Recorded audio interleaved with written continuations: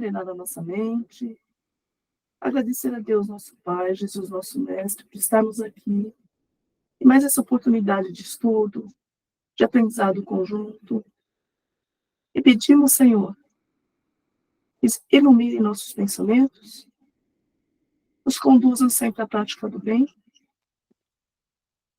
e sejamos sempre trabalhadores na paz, na luz, e inspirados pelos bons espíritos sempre. Graças a Deus. Bom trabalho. Obrigado, Suzana. Bom, amigos, bom dia para todos. Nós passamos aqui a palavra para a Monique e para o Renan, que vão fazer aqui o nossa condução de hoje. Ok, então, bom dia para todo mundo. Hoje estamos aqui de volta com o assunto da mocidade.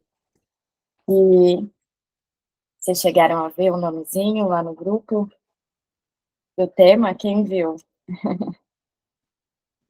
A Isabel disse que viu. Vocês conhecem esse nome, superficialidade? Já ouviram falar?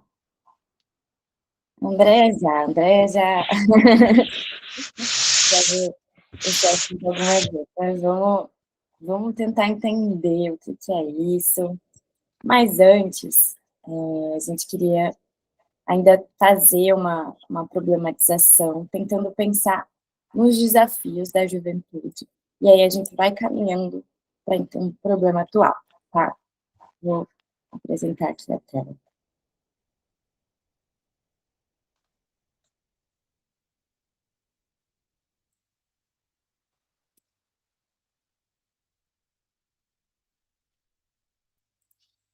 Alguém poderia ler para a gente?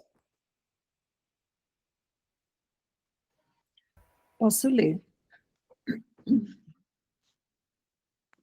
Os desafios da juventude. Completando a reencarnação, o adolescente passa a viver a experiência nova, definindo os rumos do comportamento que o tempo amadurecerá através da vivência dos novos desafios. Inadaptado ao novo meio social no qual se movimentará, sofre o conflito de não ser mais criança, encontrando-se, no entanto, sem estrutura organizada para os jogos da vida adulta. É, portanto, o período intermediário entre as duas fases importantes da existência terrena, que se encarrega de preparar o ser para as atividades existenciais mais profundas. Obrigada, Isabel. Esse texto está no livro Adolescência e Vida, do Divaldo Franco, da Joana de Ângeles. Quer comentar o que você pensou ao ler? Eu lembrei da adolescência mesmo, que é exatamente o que fala, né? A gente não é nem criança mais, fica naquele conflito, e também não preparado para a vida de adulto. Essa intermediação aí sensível, né? Esse momento que acho que vocês vão comentar bastante aí. Legal.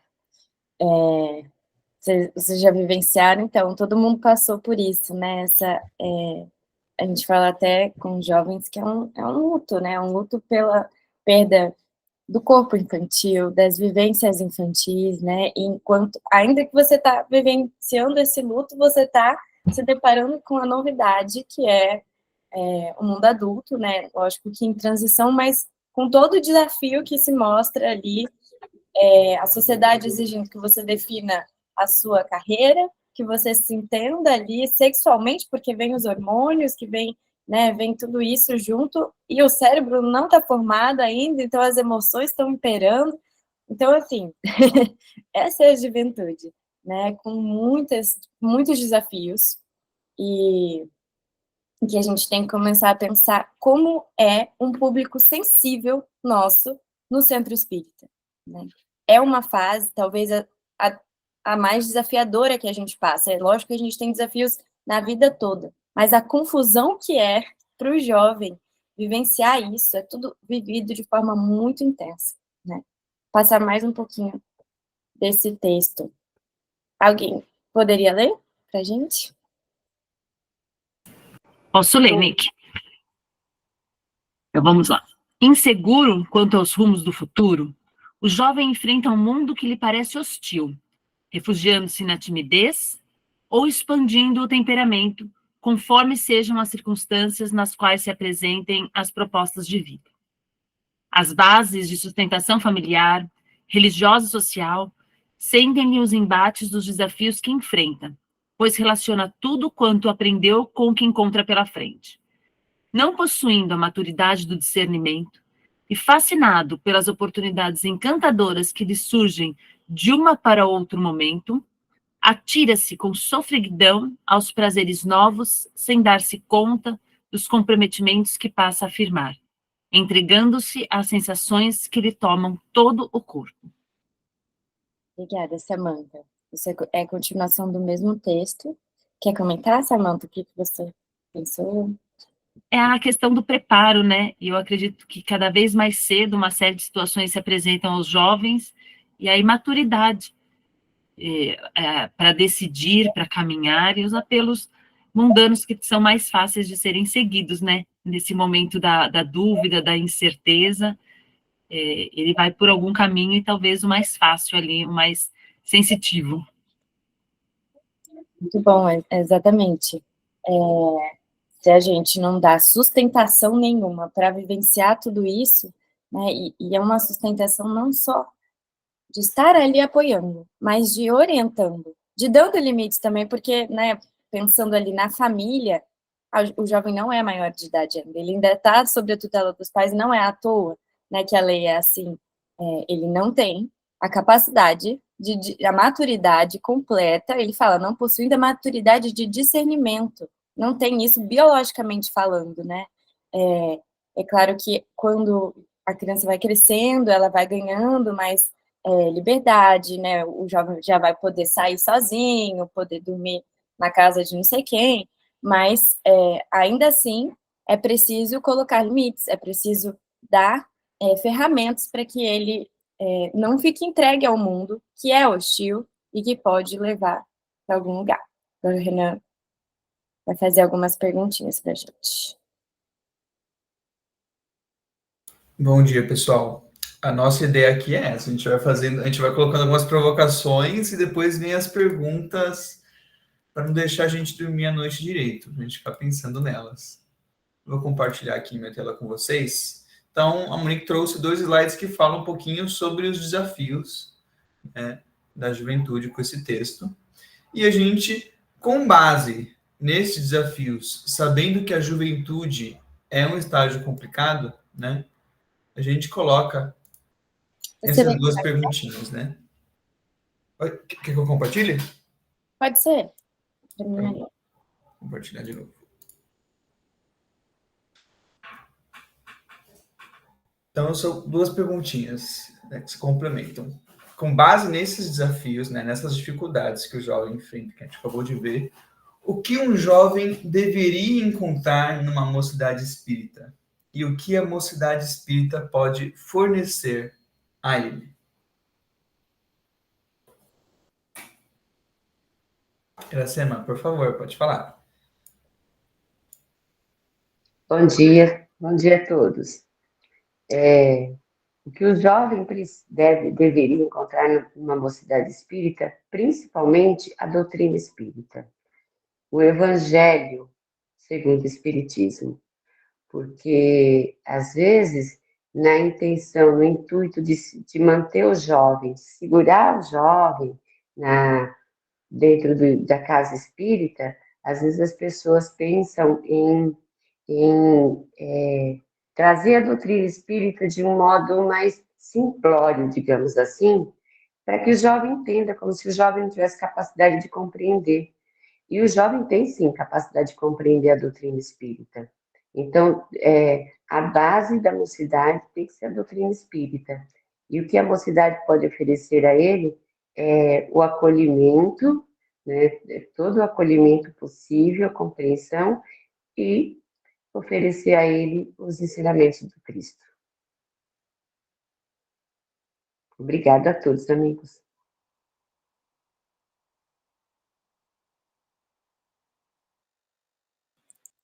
Né, você tá no mudo. Não, pode falar. Parece que eu estou falando o nome das pessoas. O Alteno levantou a mão e depois o Ayrton. Pode falar, Alteno. Sim. O que um jovem deveria encontrar numa mocidade espírita? É bem interessante que o Kardec, num dos últimos livros dele, ele escreve sobre a nova geração, um dos últimos capítulos também, né?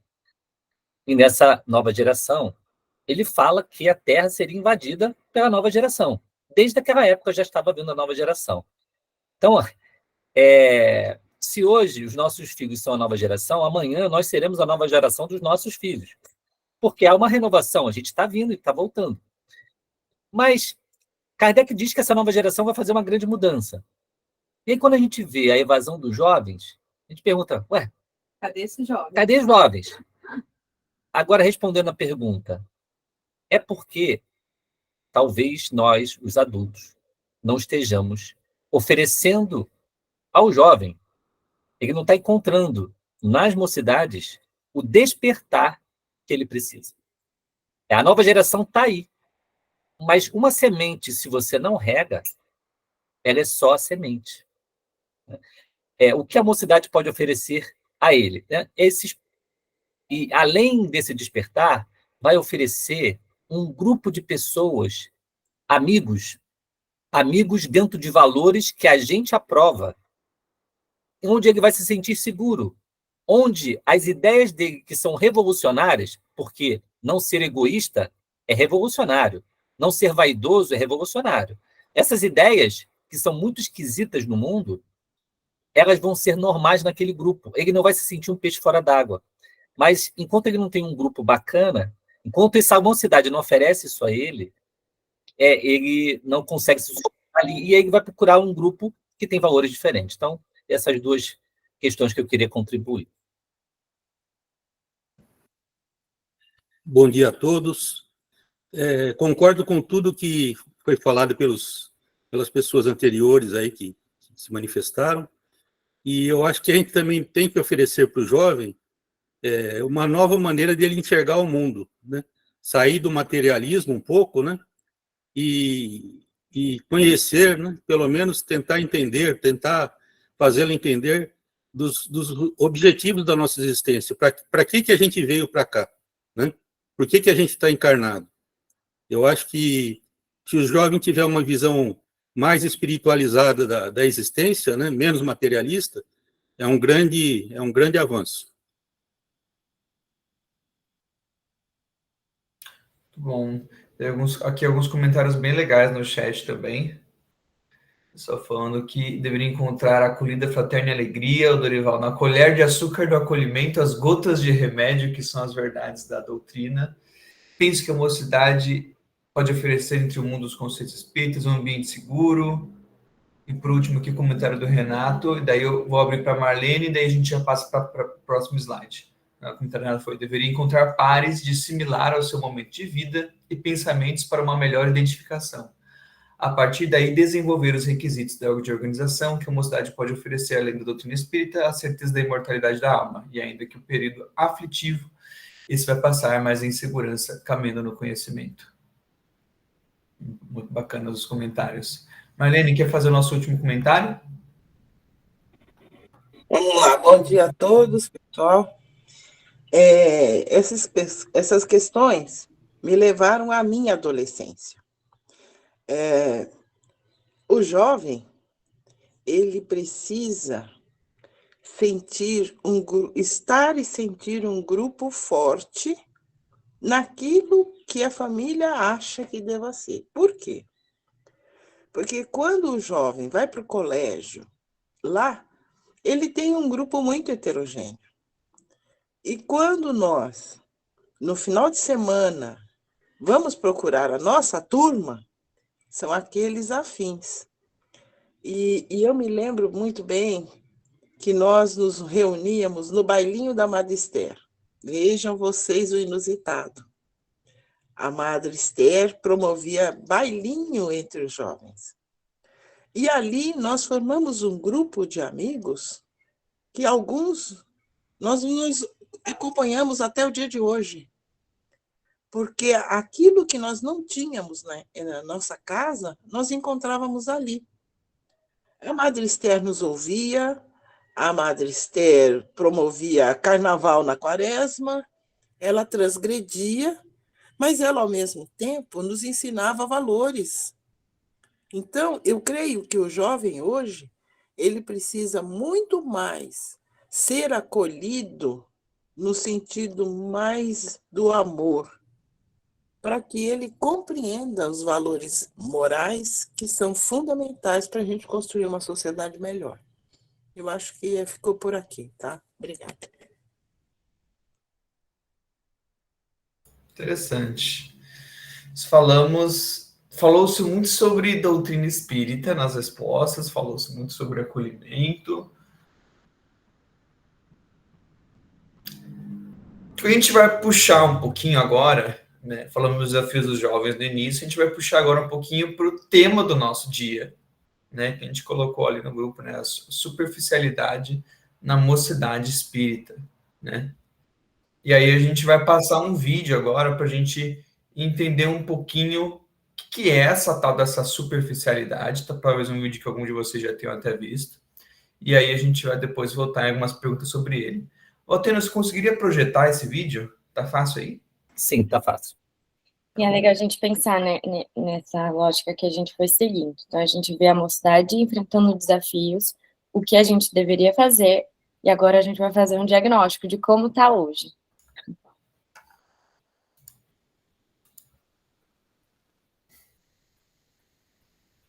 Eu tô com receio que o áudio não vai sair. Eu vou ter que deixar meu microfone aberto. Vamos ver, tá, gente?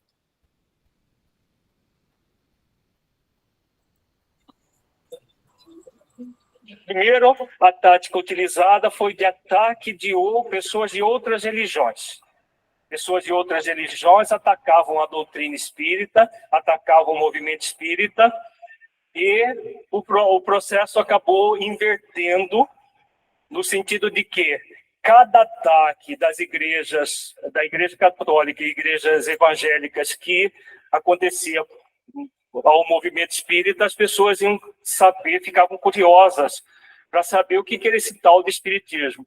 Iam nas obras básicas, nas obras subsidiárias, e se deslumbravam com a doutrina. Então, muita gente entrou para o espiritismo a partir dos ataques dos irmãos de outras religiões. Então, esse tiro saiu pela culatra. Depois, os espíritos eles resolveram atacar maciçamente os espíritas, individualmente. Muita gente, praticamente, saiu do movimento espírita, deixou, inclusive, a doutrina espírita. Nós vamos trabalhar isso no nosso seminário. E foi uma tática utilizada durante muito tempo, e até hoje essa estratégia é utilizada nas sombras. De uns tempos para cá, eles mudaram um pouco a forma de abordagem. Como que estão abordando as trevas? É fazer com que as pessoas continuem dentro do movimento espírita, mas de uma forma superficializada. As pessoas estão, mas não estão.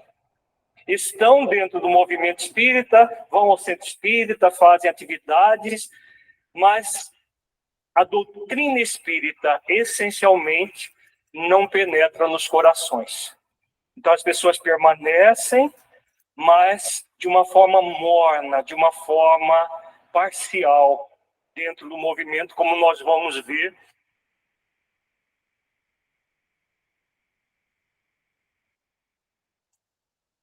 E o que vai acontecer com aquelas pessoas que frequentam centros assim? O que vocês acham que vai acontecer? Na hora do testemunho, quem fica na superficialidade, o que acontece? A pessoa não se compromete, e na hora que tem os testes morais, os testes que acontecem na vida de todos nós, as provas, ela se desespera, ela treme nas bases, ela entra num desequilíbrio só. Por quê? Porque a doutrina não entrou dentro delas. Elas estão no movimento, mas a doutrina não entra. E aí, na hora do conflito, da dificuldade, a pessoa não tem substância para poder se libertar daquela dificuldade.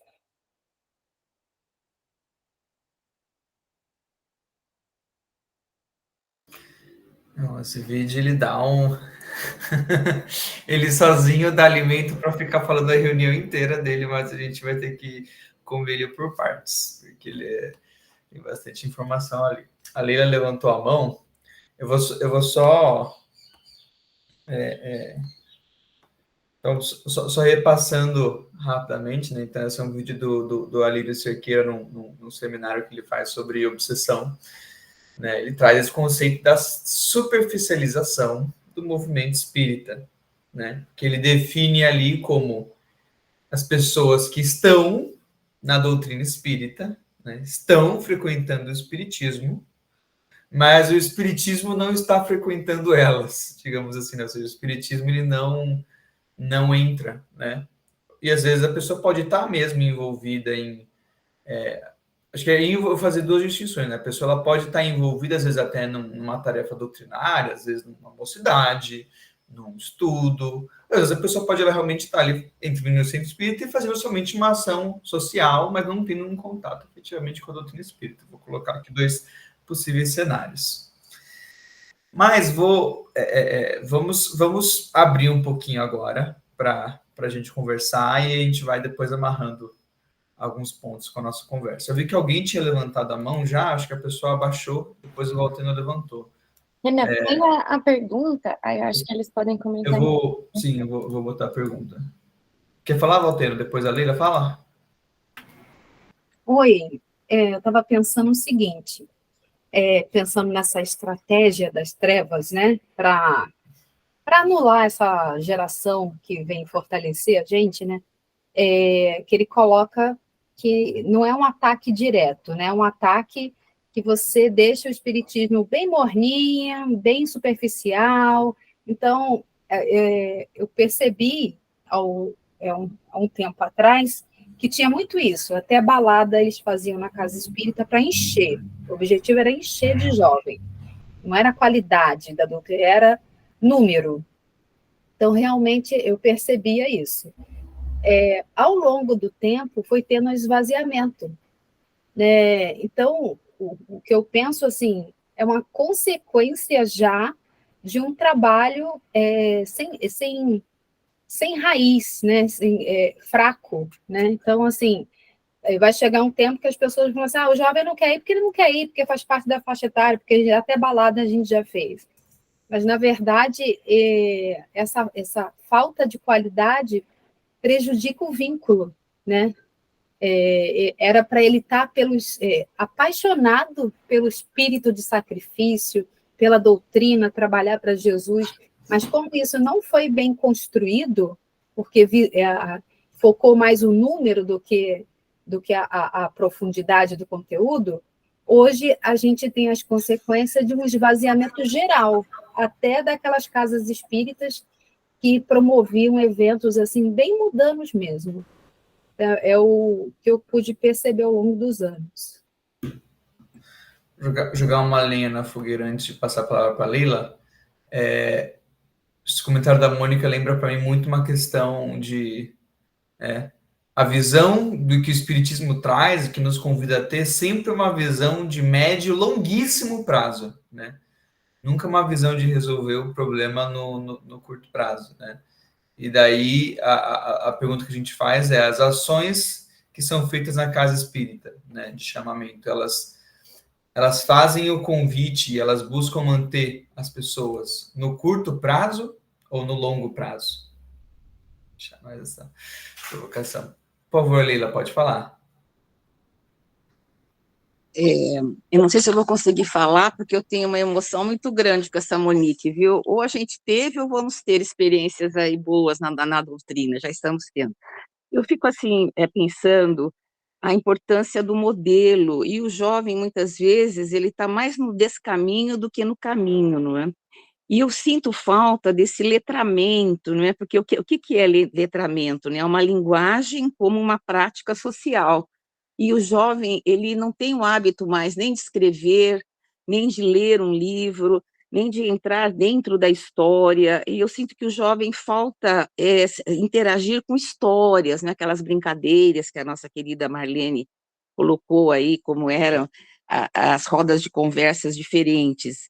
E eu fico, assim, muito condoída de ver como o jovem tem que responder rápido, não é, por esses jogos, aqueles jogos do o POCs, tem o jogo pandêmico, que aqui no HC, com os adolescentes, a gente brinca muito sobre a forma didática de você tomar decisões. Por exemplo, a vacina, não é? Que tem muitos pais que são contra ainda nesse mundo que estamos aí de meu Deus, e aí a gente prova, não é, a efetividade de você adotar práticas que te levam a resultados positivos. Mas o jovem, ele constrói um navio, uma escola, um hospital muito rápido, não é? E a vida não é assim, não é? Ela tem todo um amadurecimento do caminhar do jovem. E eu sinto essa falta do jovem, assim, ser que nem um semeador, joga semente, vai arar, vai acolher, para depois recolher, não é? Então, ele está mais na preocupação de recolher. O que eu ganho com isso, não é? E se esquece, se não tem essa informação lá dentro de casa, ou até dentro do centro espírita, da parte ética das suas decisões, não é? Então, por exemplo, o que eu fazia no passado já não cabe hoje. A gente está em época de imposto de renda, não é? A gente burlava, eu me lembro que se comprava recibos, tal. Hoje em dia já não é ético, não é? Mas todo mundo fazia, então acho que o jovem ele vai assim. Então o grupo dos jovens acho que tem que ser muito observado com quem ele anda, porque tem o tal dos neurônios espelho, né? Que ele assimila muito. Muito obrigada. Estou emocionada, viu? Está muito boa aí. Obrigada. Obrigado, Leila. Vou repetir a primeira pergunta só, para ficar firmada aí na cabeça de todo mundo. Né? Então, a primeira pergunta é o que vocês entenderam como superficialização? O que é essa tal superficialização? É bom, é ruim? Né? Qual que é o impacto disso? E se vocês conseguem tangibilizar isso na mocidade, assim, ver como que isso poderia acontecer na mocidade espírita. Vou passar a palavra para a Lu, que está com a mão levantada.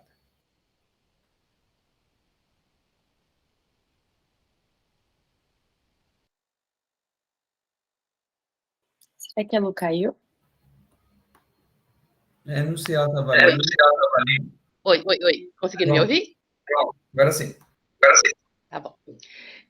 Lá no centro, na evangelização, eu estou com jovens. Eu tenho um desafio muito grande, porque os jovens que eu trabalho ali, que vão ao centro, são jovens atípicos, não são jovens que são filhos de espírita. Eu nem conheço a mãe deles. Muitas vezes, a família a gente se conhece assim, por insistência, por ir procurar, mas ninguém vai levar o jovem até lá, nem eu. Geralmente o jovem vai sozinho, e leva os irmãos mais novos, ou veio já pequenininho sozinho, que a mãe, nós trabalhamos no morro, a mãe deixa a criança no morro e eles sobem sozinhos. Então, nem os pais levam até a porta. É um local bem carente ali, então é esse o perfil das crianças do centro.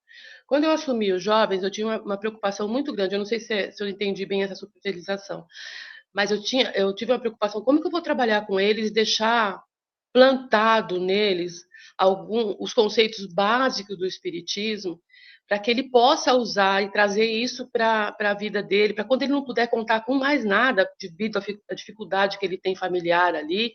São jovens pais que estão presos, pais que foram assassinados, que vó que está cuidando, toda essa história ali do entorno, né? Quando eles não puderem contar com mais nada, eles souberem que ele tem um Deus que o Criador que ama ele e dá oportunidade, que tem a prece, que ele pode usar como em todos os sentidos. Então, a minha preocupação era não não ficar fixando em outras coisas, mas trazer a doutrina de uma forma simples, mas efetiva, para que eles só pudessem contar com ela.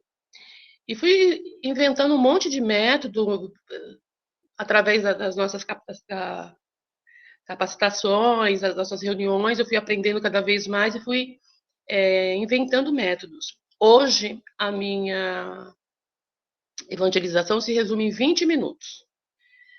É o tempo que eu achei para que eles, para que eu conseguisse passar alguma coisa e eles ficassem, beleza, com vontade de voltar no próximo sábado. São jovens muito ansiosos.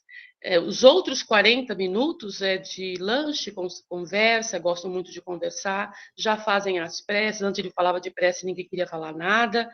Então, o trabalho está fluindo.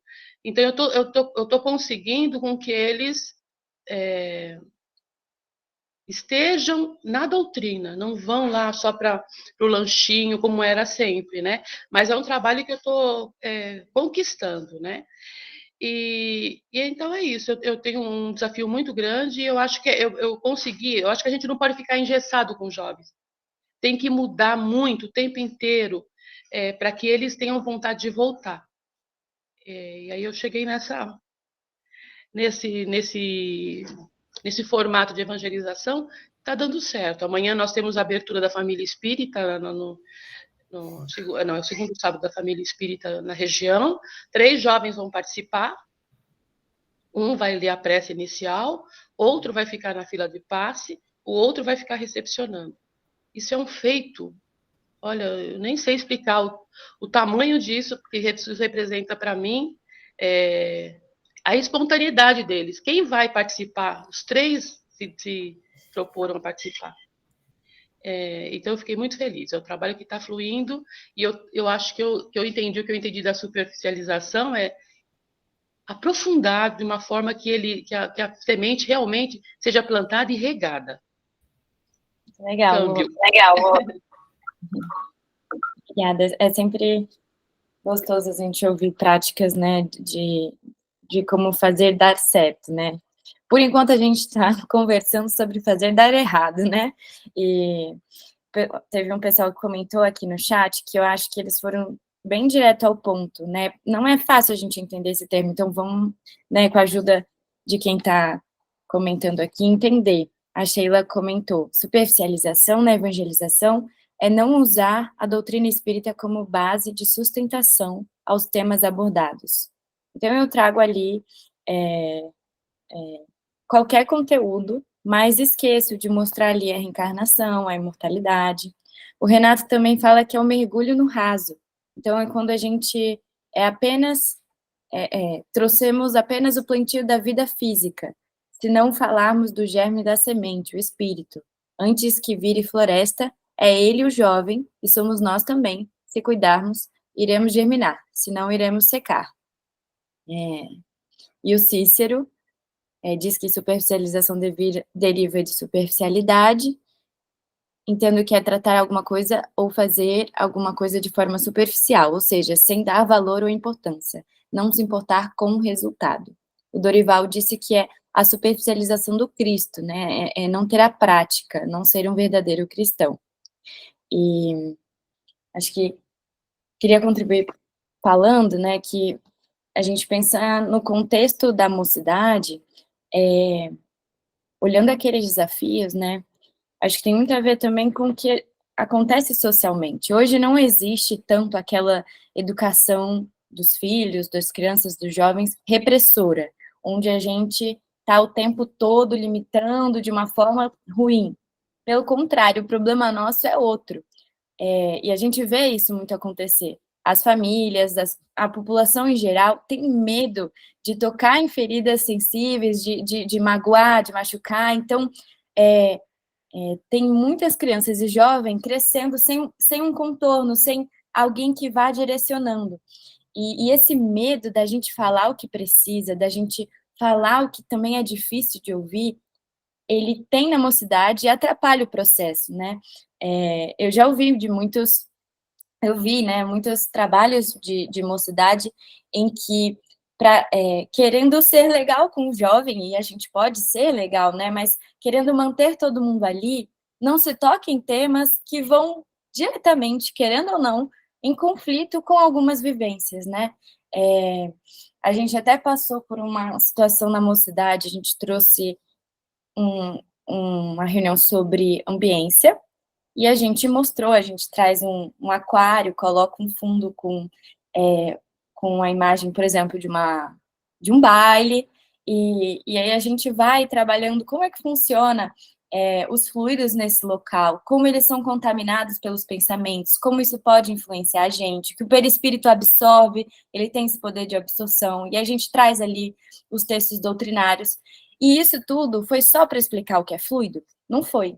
Foi para mostrar também que a gente tem que tomar cuidado com lugares que a gente frequenta, com companhias que a gente leva. E não foi fácil essa reunião. Muitos jovens trouxeram que estão refletindo sobre isso, outra trouxe que tem dificuldade, que vivencia isso e que não vai mudar.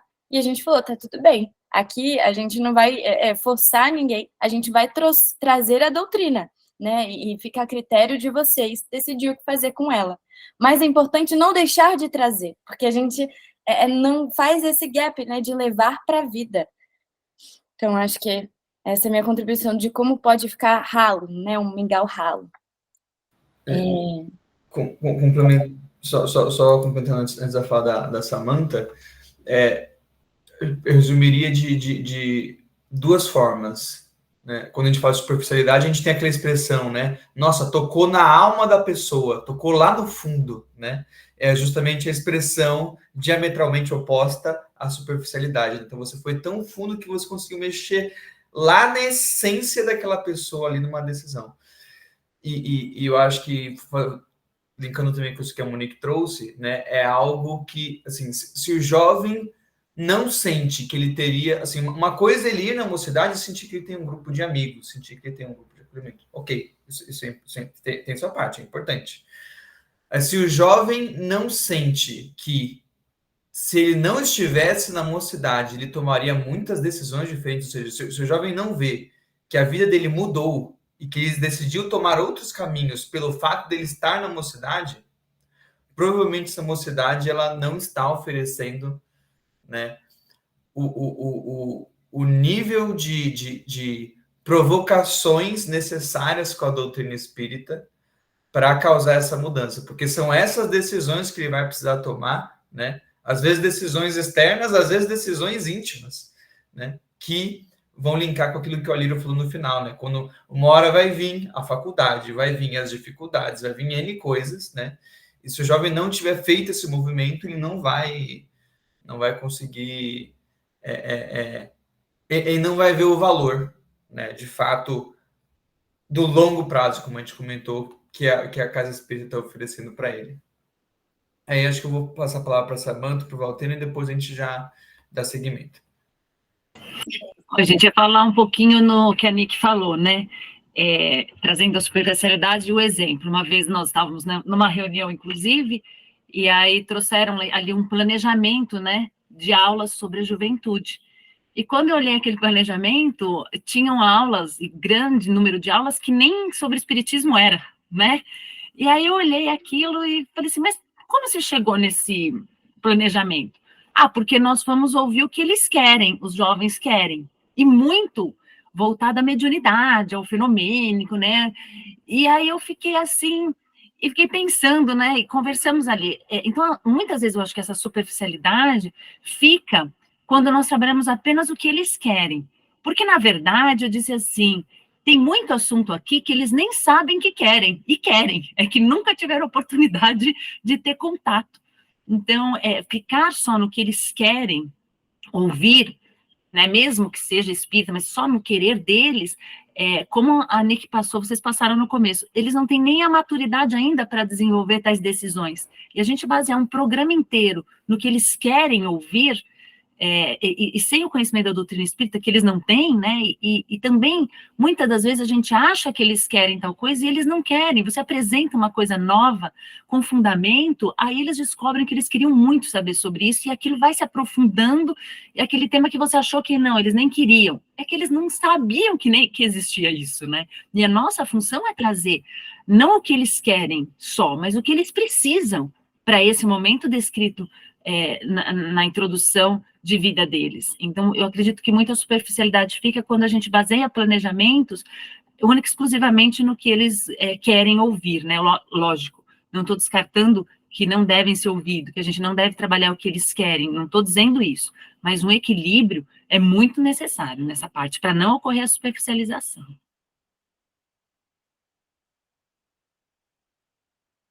Posso falar? Bom, eu estava com o pensamento em outro lugar, a Samantha desviou meu pensamento.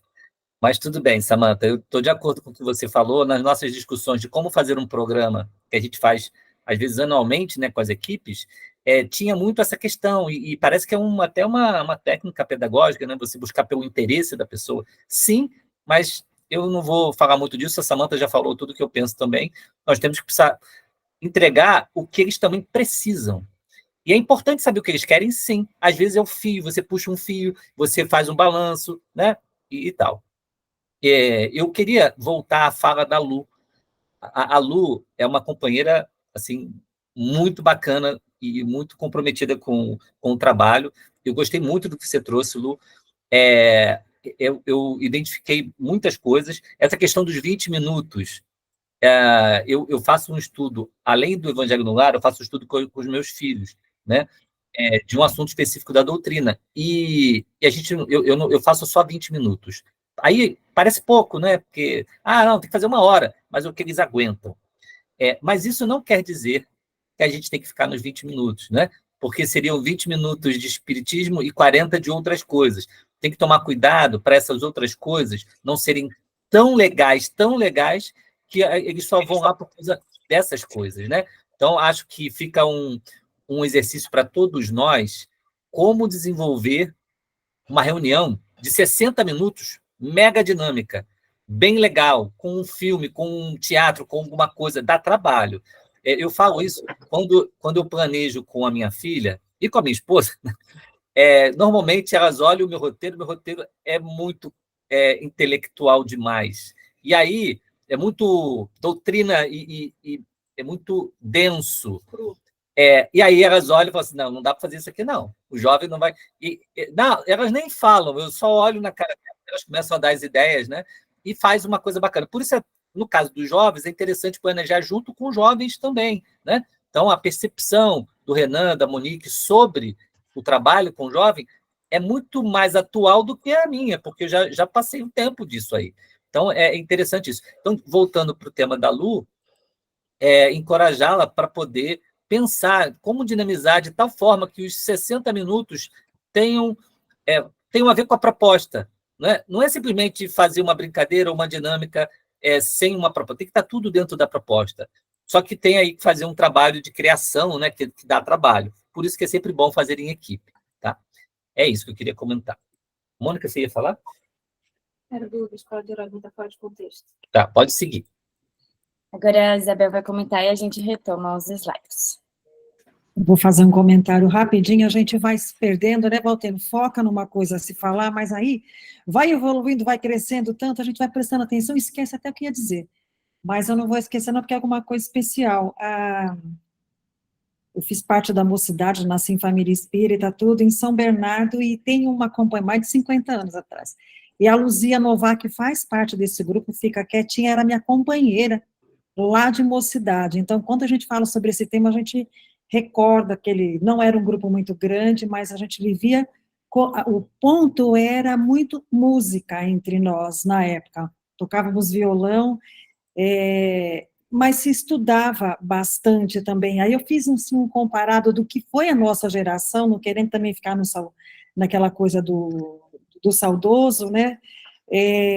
Eu acho que o grande desafio, fazendo um paralelo, a gente não perder o foco, porque a gente saía, ia todo mundo ao cinema, era muito gostoso, mas a gente tinha, quando era estudo, e eu acho que muitas vezes o que acaba fazendo, a demanda hoje, a possibilidade do entorno, é muito grande. A geração agora é uma geração de muita coisa externa mesmo, né? Muito incentivo, muito estímulo, e se a gente bobear, a gente perde o foco. E se tem um foco, você pode usar o lúdico imaginário, e vocês são muito ricos, a família é muito rica de lúdico, de imaginário, pelo que eu vejo, é o que o Valteno falou, né? É o propósito, é ali a massa crítica que tem que ser passada, vamos rechear, mas assim, com certeza, vocês não perdem o objetivo do que tem que ser feito, né? Então, eu acho que o grande desafio é esse.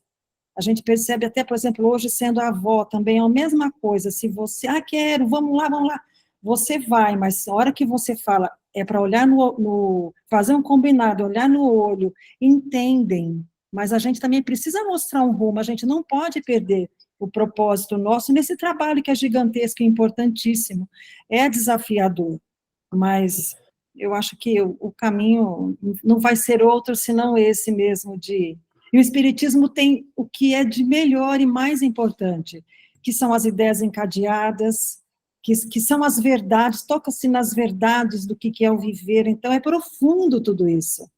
Quer dizer, material rico a gente tem, né? Isso já é a grande vantagem que a gente tem, vamos falar assim, de trabalhar com tudo isso que é maravilhoso. Mas muito legal como as ideias vão somando, né? Muito bom. Queria acrescentar aqui uma frasezinha que o Paulo colocou, que a superficialização é a falta de paixão do jovem pelos ensinamentos do Cristo.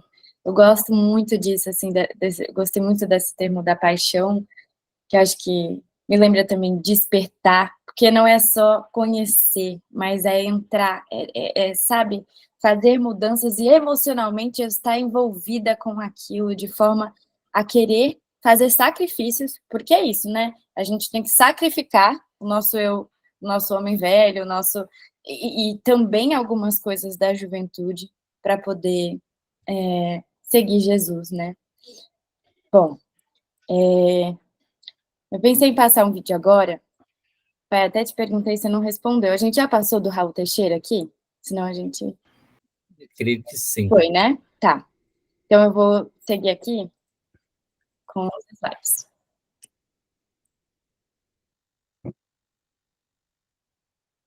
A Michele falou do envolvimento emocional, né?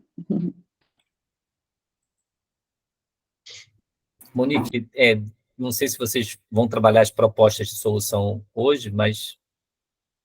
Vamos falar disso. Tá. Eu acho que esse trechinho ainda da Joana, do Adolescência e Vida, ele traz muito o objetivo que a gente tem que ter ao trabalhar com o jovem dentro do contexto espírita. Alguém poderia ler?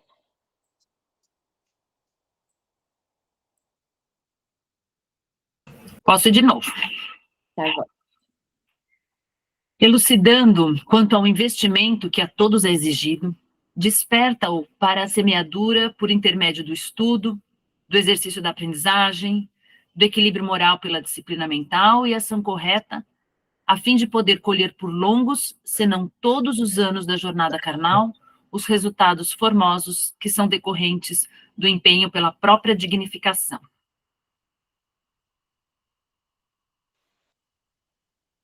Quer comentar? Não, já falei bastante, deixa o pessoal falar, né? Tá bom. Acho que a dona Mildes quer comentar. Pode falar. Falando, muita paz a todos. Perdoe a voz, mas falando da emoção, relembro que ao chegar aqui, juntamente com uma turminha de Santa Adélia e de Catanduva, não tinha ainda o Obreiros do Senhor, mas encontramos o Centro Espírita Emmanuel com a Mocidade Espírita de São Bernardo do Campo. Foram momentos extraordinários de aprendizado, começando pelo começo, exercitando a campanha Alta de Souza, e pudemos colher muita emoção, porque já havia o lar dos velhinhos, o nosso lar de Santo André. Então, nós sentimos que havia um campo propício para o trabalho de quem teve a felicidade da moral cristã como base no Centro Espírita Humildade e Amor de Santa Adélia. Hoje, nós vemos a necessidade de, juntamente com a moral cristã para a criança, juventude e mocidade, a escola de paz, porque para trazer a criança e o jovenzinho, eles não vêm sozinhos.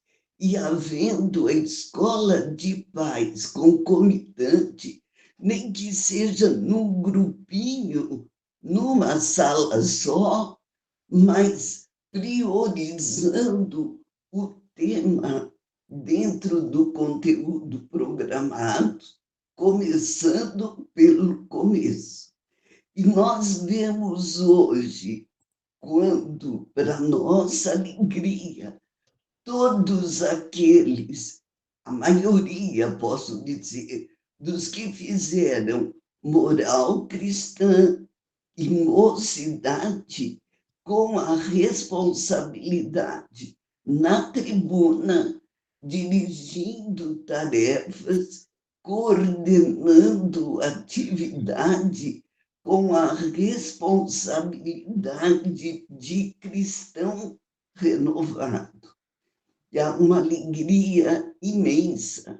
Agora, o que a nossa sugestão, o que deu certo, é lembrar que a mocidade, o jovem, necessita também da alegria dos encontros nas tardes de domingo com os companheiros e também proporcionar a eles condições, por exemplo, se gostam de esporte, vamos conseguir um lugar para depois da reunião propriamente dita, eles se encontrarem no futebol, no vôlei, mas sempre dentro da proposta do tema que foi abordado. Isso dá certo. E a gente, por exemplo, o Gilberto, que faz parte dos nossos encontros no sábado, ele é um dos jovens que teve também a oportunidade disso. Obrigada. Dona Mildes, obrigada. É gostoso ver isso, né? Que com toda a sua história, que você pôde acompanhar, já consegue ver todo o fruto que é uma mocidade, um trabalho com jovens que seja efetivo, que possa promover, inclusive, frutos para a própria doutrina espírita, né? Isso é muito bom. Nizeli, eu vou daqui a pouco passar uma pergunta, aí eu abro para você comentar também, só porque para não travar aqui, tá bom? Desculpa, eu cliquei sem querer, perdão. Ah, tá bom.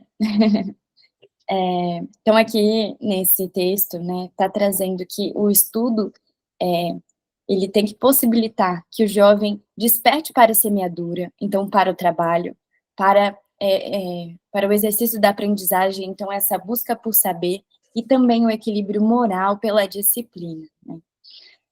E aí o que a gente gosta de trazer, isso foi algo construído ao longo dos trabalhos do Departamento de Infância Estadual, é mirar nessas 3 coisinhas, que a reunião, que o estudo com o jovem, com a criança e com o adulto, também acrescento aí, estimule a reflexão, o autoconhecimento e a transformação moral. Vão ter reuniões onde a gente traga ali seja mais teórica para a gente embasar, mas que o fruto, né, de todo o processo ali naquele ano que a gente tem com um grupo de estudo, que tenha essas sementes, né? E aí, como é que a gente pode fazer isso na prática? Eu vou perguntar isso para vocês. Como é que a gente pode não deixar o trabalho superficial, mas que ele crie raízes?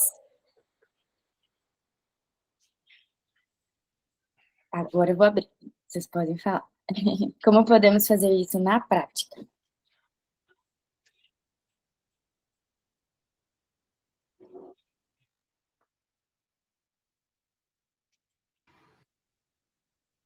Pode falar, Samanta, e depois o Renato. Acho que uma das questões para eles interiorizarem é dar significado àquilo que eles estão aprendendo, né? Então, tornar aquilo significativo, no sentido de trazer para a realidade deles e ter, como foi colocado aqui, né, pelo Paulo, por você, a questão da emoção. Porque todo aprendizado, a gente sabe, conectado a uma emoção, um sentimento, ele adere muito mais ao indivíduo. Então, eu colocaria como trazer a emoção, o sentimento para essa aprendizagem e a parte significativa, aquilo ter sentido para o jovem na vida dele, no raciocínio dele. Esses 2 pontos eu colocaria.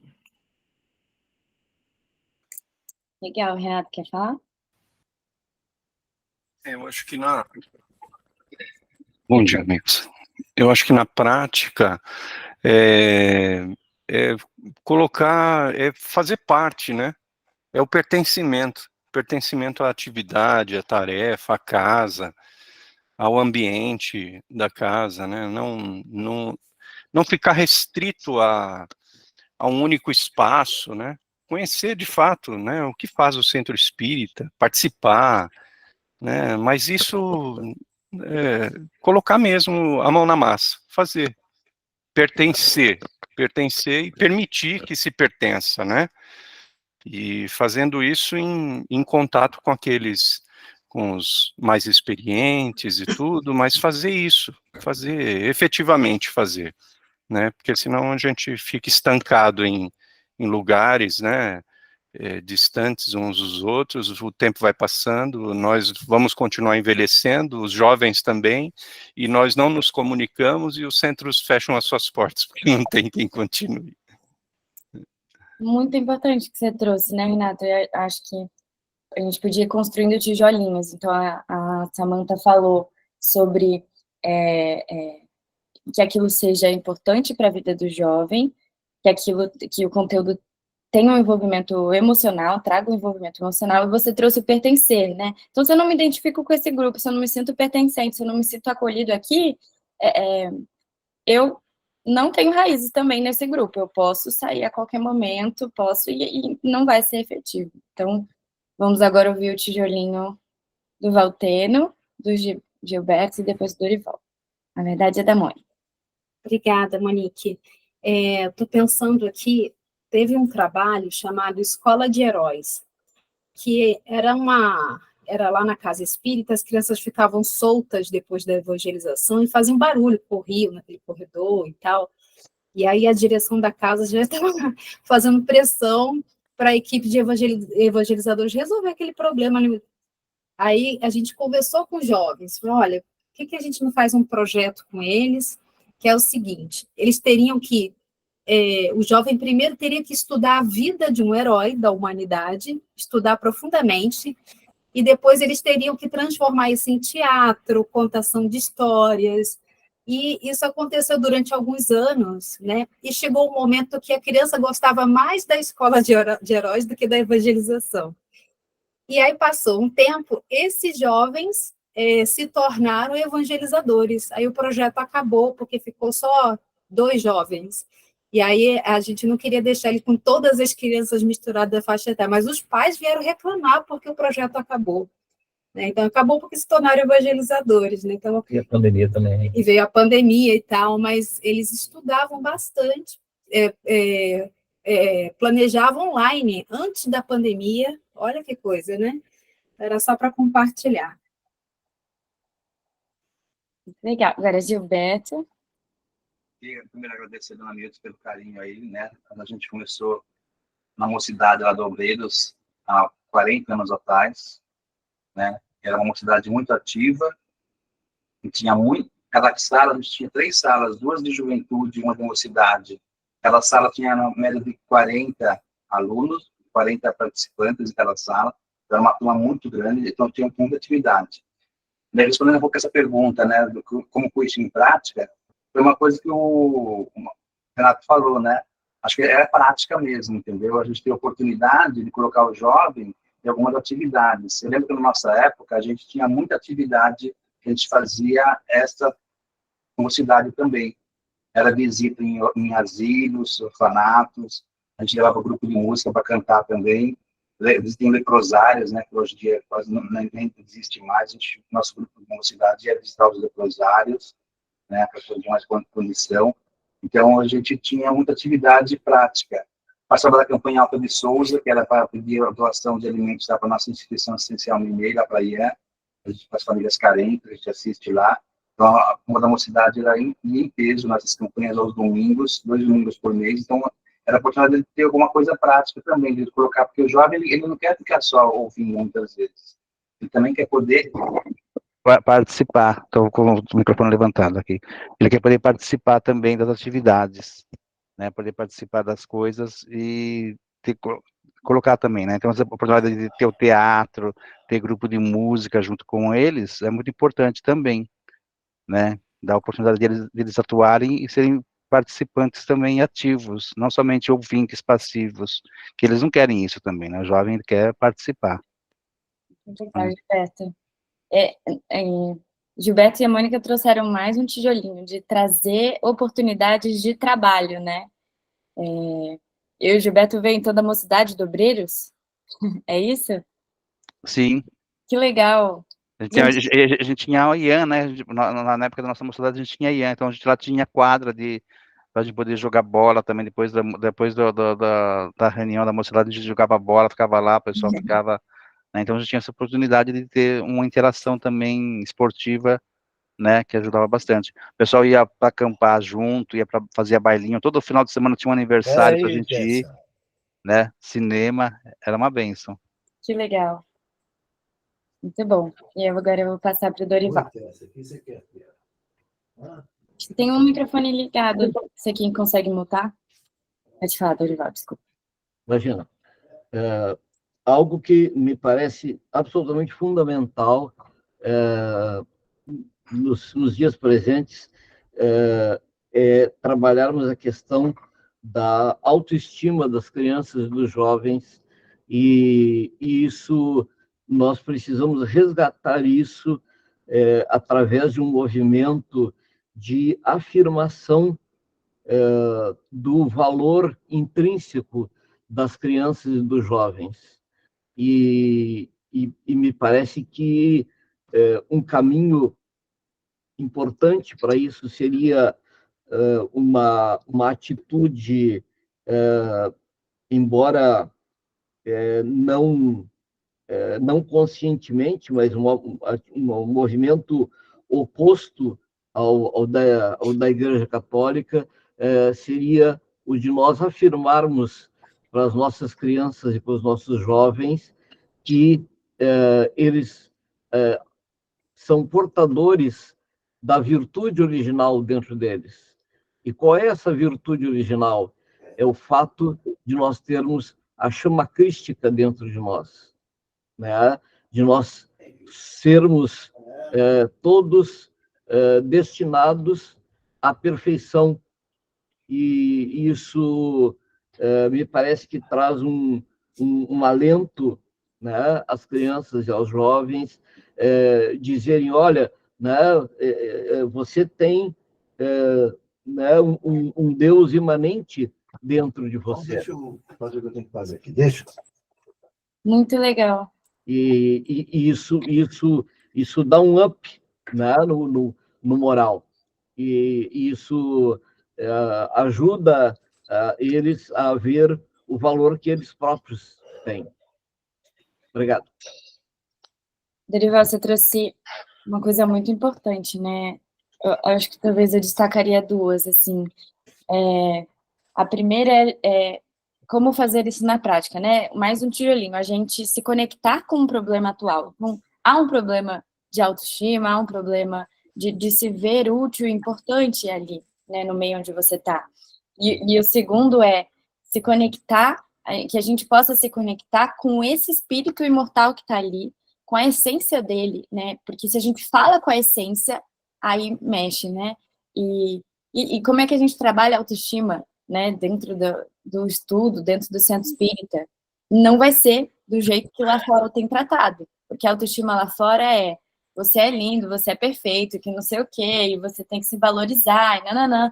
E, gente, que os espíritos falam pra gente? Seja severo consigo mesmo, vocês são espíritos de terceira ordem, perfeitos, se vocês não caminharem, né? É o contrário. Mas qual autoestima que a gente vai trabalhar, então? A da essência. É o que você falou, né? Da virtude original, do Deus em nós, da nossa potencialidade, daquilo que a gente deve ter sido planejado para fazer e que a gente pode fazer. Se a gente não fizer, ninguém vai fazer pra gente, né? Então, é de outra maneira que a gente levanta, né? Uma maneira mais profunda e que não envaideça. Eu vou passar para a Suzana e a gente vai caminhando para finalizar. Eu não tenho uma resposta, não, mas as suas provocações só geram mais perguntas, né, Nick? Então, assim, ouvindo todos, eu me fiz algumas perguntas, que eu não tenho resposta, mas eu vou compartilhar as perguntas que eu me fiz. Quando eu ouvi o Valtero falando sobre sementes, eu pensei assim, mas as sementes são tão variadas que a gente planta, né? E nós somos sementinhas variadas. Então, nós estamos falando que alguns são sementes de café, outros são sementes de tâmara, outros são sementes de laranja, outros são sementes de limão. E cada um tem o seu tempo de despertar, tem o seu tempo de florescência. Então, foi minha reflexão. Aí, a minha próxima reflexão foi assim, quando Jesus veio, ele conseguiu nos tocar, isso ficou registrado de alguma forma, ele foi levado, né, à crucificação, no entanto, ele deixou toda uma mensagem registrada que vem até nós até hoje. E aí eu me fiz uma pergunta. Se Jesus chegasse a nós hoje, com a moral que ele tem, que nós conhecemos, com o objetivo que ele tinha, com o propósito que ele tinha, como ele agiria com os jovens hoje? Como ele faria? Adaptando ao modelo de hoje. Né? E sem ser superficial, porque Jesus não era superficial, né? Então, assim, aí nessas perguntas, nessa provocação, me veio aqui assim, Jesus usava amor, né? Sem querer ser romântica ou reducionista, né? E assim, então, aí outras reflexões vieram. Jesus trouxe a simplicidade, dentro da simplicidade ele colocava amor em tudo que fazia, sem ser superficial, né? Na simplicidade, então assim, não inventava muita coisa, era a essência dele, era as lições, e ele falava para vários públicos, né? Então ele falava para samaritanos, ele falava para os levitas, ele falava para os pescadores, ele falava para as mulheres, né? Então, não tenho resposta, são só reflexões que podem levar aí a outros pensamentos. É isso, tá bom? Obrigada. Muito legal esse diálogo interno que você foi fazendo, tentando chegar lá na fonte, que é o Cristo, né? E ele teve simplesmente o exemplo, a vivência, né? Ele tinha os ensinamentos nele. E é claro que numa vida a gente não sai perfeito, mas qual é o efeito de falar daquilo que se pratica, daquilo que se esforça para praticar, né? Isso pode fazer muita diferença, né? O efeito de falar com amor sincero ali. Né? Valteno? Sim, é sobre a semente da Suzana. Lembrando da parábola do semeador, né? A gente já fez esse comentário antes, mas quando Jesus conta a parábola, a gente imagina ali o semeador perfeito, com a semente perfeita. Então, se o terreno não dá fruto, a gente sabe de quem é a culpa. Né? É do terreno, é do coração. É um coração de pedra, de espinho, etc, etc. Agora, quando nós somos os semeadores, para o ponto que a Suzana trouxe, né? E quando a semente que a gente está trazendo pode ser diferente da semente original, daquela que é pura, a gente pode ter também a responsabilidade do problema. Então, compete-nos levar a semente mais pura. Isso significa que a gente precisa se capacitar para isso, com o estudo da doutrina, e entender a doutrina da melhor maneira que a gente conseguir, de forma que quando a gente for falar da doutrina, chegue uma semente menos perturbada, né? Menos com as nossas imperfeições ali. Além disso, as abordagens, a dinâmica, a técnica que a gente utiliza para semear, a maneira como a gente faz a semeadura, também é importante. Se eu aperfeiçoar a minha capacidade de semear, eu tenho mais chance que aquela semente entre e ela consiga construir raízes e seja mais profunda no jovem, etc. Então, as duas coisas importantes do que eu acabei de falar foi estudar a doutrina para você ter a semente pura e aperfeiçoar a sua prática de semear, porque isso vai ajudar que aquilo ali entre com mais vigor, né? Aproveitando a mãozinha do Valteno, né? Essa questão do se germina, será que a gente não pôde fazer mais coisa, não fez, né? O pessoal fala que o aprendizado com amor flui mais, né? E aí, a afetividade no aprendizado, aquele aprendizado fica grudado na mente da criança e do jovem, né? Mas o afeto não é só gostar de falar com o jovem, é tudo que afeta, né? Então, aquela frase do Paulo, fiz-me fraco, fiz-me forte, fez de tudo para chegar a levantar alguns, né? Então, que recursos que você utiliza no centro espírita para afetar, para que sensibilize a criança e o jovem? Então, quando a gente fala que a afetividade, ela possibilita o aprendizado, não é só falar, eu amo, eu falo com carinho, eu tenho muito amor. Não. O que, de fato, você faz para afetar, para sair daquele estado morno, para que a criatura se sensibilize. Muitas vezes é preciso você mostrar alguma coisa sobre o aborto para que ele não venha a abortar. Então, aquilo afetou. Você mostra um pulmão danificado pelo fumo, isso o afeta, mas ele se sensibiliza para a importância daquele órgão, né? Então, assim, às vezes só falar resolve, né? Mas às vezes você precisa realmente usar recursos que sensibilizem. E aí a segunda pergunta dela foi sobre os recursos, né, que você está respondendo. Eu lembro de Paulo desesperado, querendo atender todas as cidades e não conseguia tantos pedidos de ajuda. Aí Jesus inspira ele para que ele utilizasse os poderes do Espírito. Então, usando uma mega tecnologia, ele fez pergaminhos fazendo as cartas de Paulo, né? Hoje, nós temos a mega tecnologia a nosso dispor. Quer dizer, quantos recursos, como a Mônica está falando, né? Trazer fotos, filmes, teatro, etc. A gente pode usar os poderes de espírito para prosseguir na tarefa, né? É isso. Nossa, gente, muito legal. Eu até fui colocando, eu falei dos tijolos, eu coloquei aqui no chat uma síntese do que todo mundo foi falando, assim. Copiem e colhem. Eu vou guardar para mim, para me guiar na minha prática, mas eu coloquei aqui. 1, que o conteúdo possa ter um efeito na vida prática do jovem. 2, tocar no coração, envolver emocionalmente. 3, gerar pertencimento. 4, dar oportunidades de trabalho. 5, trabalhar a autoestima da maneira certa. 6, se conectar com a essência, mostrar que possuem Deus e a virtude original dentro deles. 7, buscar ser exemplo, ter o amor como Cristo. 8, a didática. E 9, sensibilizar, afetar.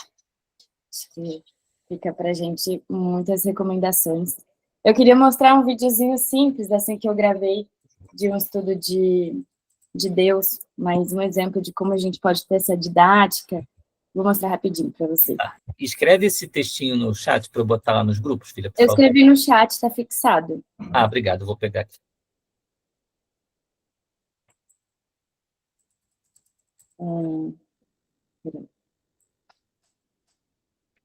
Primeiro, a gente pediu era uma reunião sobre Deus, e aí a gente pediu para os participantes desenharem Deus, mas não no sentido, né, a gente sabe que desenho material eles tinham aprendido na reunião anterior, mas a partir disso, vou colocar sem som, mas os participantes foram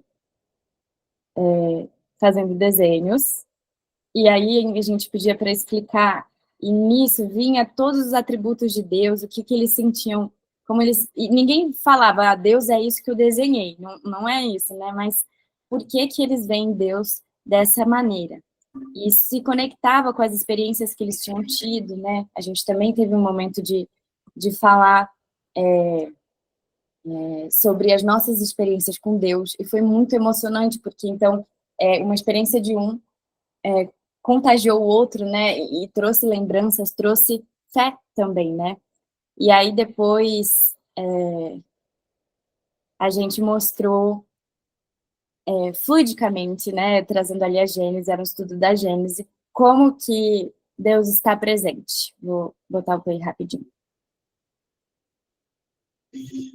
Mas é para a gente poder entender um pouco. Então, essa água, ele representa o fluido, e o glitter que está em toda a água, deveria estar, representa Deus. E a gente imerso nesse fluido. E é assim, então, ele explica como que Deus, tão grande, tão poderoso, consegue estar em todo lugar e ouvir todos os nossos pensamentos e falar com a gente. Porque a gente pensa e vai para o fluido, e Deus escuta, né? E Deus, então, está em eterna e infinita comunicação com todos nós. Não sei, agora acho que deu para entender, né?